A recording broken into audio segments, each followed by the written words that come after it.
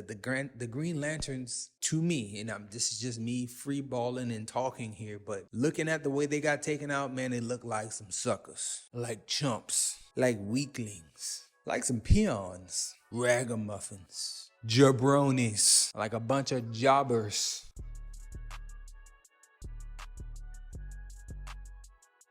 What's good, everybody? Welcome to Whole Views. Thank you for clicking the thumbnail. My name is Corey, and here we are going to talk about the Green Lantern movie called Beware My Power. It's starring the Jon Stewart version of Green Lantern. I really enjoyed the film. I think it was very good, but I do take issue with quite a few things. So let's talk about the movie. Let's break down the likes and the dislikes and throw up that overall score. So you can see the score on the screen. It is what it is, and I have categories in the description if you're interested in how I come up with that number. But talking about the likes and dislikes, I like the approach of Jon Stewart in this movie. I like the fact that he is a veteran, right?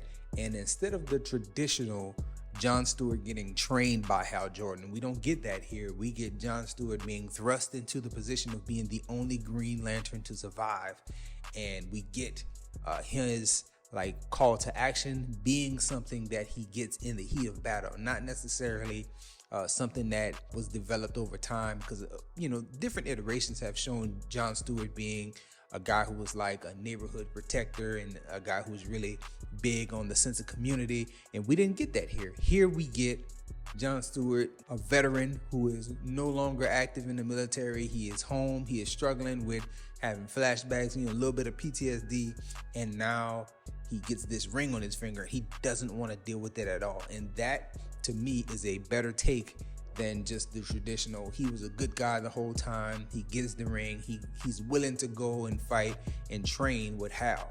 It's a different take on all that. For the most part, we don't have many Justice Leaguers here present. We get Green Arrow, we get Hawk Girl, who is called Shaira throughout the movie, who is, that's her real name, but Earthlings and in comics we call her Hawk Girl.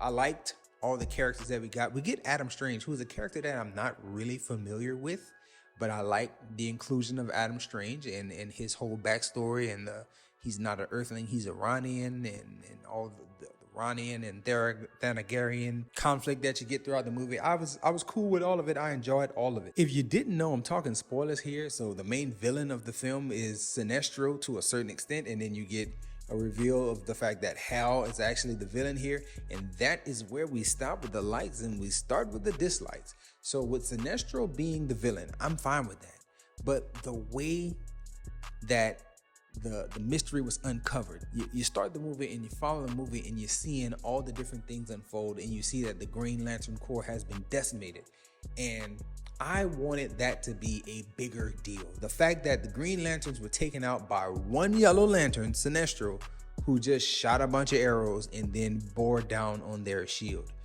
That was a horrible depiction of their extinction. Just horrible depiction of it. I don't know if they were weaker lanterns or what, but there were a lot of lanterns present, and they should have been able to stand way more successfully against a single Sinestro with Hal on the side. Hal didn't even take part in the actual extinction of the Green Lanterns, even though he was the ultimate big bad in this here story. I didn't like that. The Green Lanterns, to me, and this is just me free balling and talking here, but looking at the way they got taken out, man, they look like some suckers, like chumps, like weaklings, like some peons, ragamuffins, jabronis, like a bunch of jobbers. They looked useless, man. They just looked utterly useless, and the fact that they was just taken out so easily, that's one of the big dislikes. Second big dislike, the fact that Hal is the bad guy and there's no real explanation as to why Jon Stewart is the one singular lantern with the will strong enough to fight back against a superpowered, super ringed up Hal Jordan. He was extinguished and vanquished just a little bit too easily for me. He was taken out by Green Arrow's arrow through the chest. It's like, that he was built up too much to be taken out in such a way, in my opinion. That's just me. I didn't care for that part of Hal being so just like strong and overcharged, and then arrow to the chest, he's done. feel like it should have took quite a bit more than that. Also, while I'm on that, I had forgotten about it, but I'm right back to it now. Sinestro, the way Sinestro was taken out in this film, like Jon Stewart pulls the ring through him. Like, oh, man. It's something that you could see telegraphed. You could see it coming in the way that they set things up with him and the pulling of the ring to him. That was fine. It's just that he was totally encased in a shield, you know, his yellow glow. That ring should not have pierced him. It just kind of all comes back to the idea that if Jon Stewart was the singular Green Lantern to beat Sinestro and Hal, how weak were these other lanterns who got taken out by solo Sinestro? I didn't like that part. And now it may seem like I'm highly negative on the film. That is not the case. I actually feel like the movie was pretty good. It was very entertaining. I like the way this new animation style has been presented to us, and all the stories really fit really well. I think of the animation style here is the same as what we saw in the Flash movie with the Justice Society in the World War II story.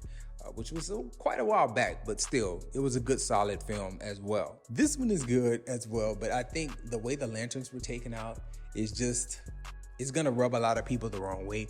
I think it's gonna really upset some real Green Lantern fans, just because you don't expect Jon Stewart be the top dog the first day that he gets his ring. You don't expect to see the entire Corps and the Guardians decimated by one yellow lantern, just Sinestro. I didn't care for that. And also Hal being so supercharged. I think he had like 10, 11 rings on his fingers to be taken out with an arrow to the back that pierced his chest. It's like, that's it. I feel like there should have been more. All those things aside though, still enjoyed the nice little animated feature that we did get. Hoping that we could see something soon to tie all these different newly animated stories together.